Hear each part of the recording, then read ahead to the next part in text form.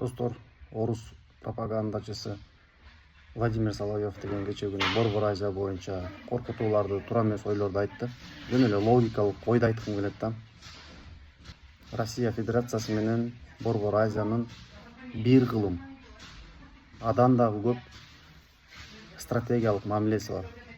Чоң тарыхы бар, байланышы бар мамлекеттер. Бүгүн бул пропагандисттин айтканы, бул жалпы орус элинин айтканы эмес деп мен эсептейм. Бул жөн гана бир журналисттин үнү. Бирок мындай чагымчылдарга мен ойлойм жол бербеш керек. Соловьевдун айтканына чындыгында кылмыш иш козголсо болот. Бул чын улуттар аралык кастыкты козутууга чын дили менен аракет кылып атат. Эми буга кылмыш иш козгобойбу, ал орус өкмөтүнүн бийлигине көз каранды. Ошончо дагы биздин сырткы иштер министри бир нота жөнөтүп, өзүнүн тынчсыздануусун билдирип койгону туурабы деп эсептейм. Азыр бир нерсени белгилеп айткым келет да. Бир мамлекетти экинчи мамлекет эч качан күч менен басып ала албай турган деңгээлге келип баратат.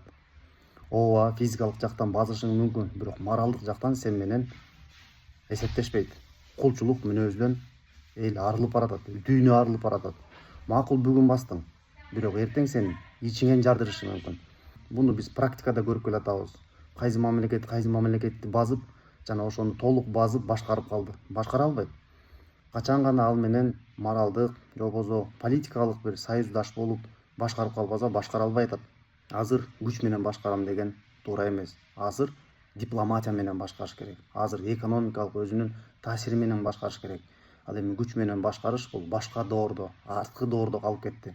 Андыктан эки элдин ынтымагы керек.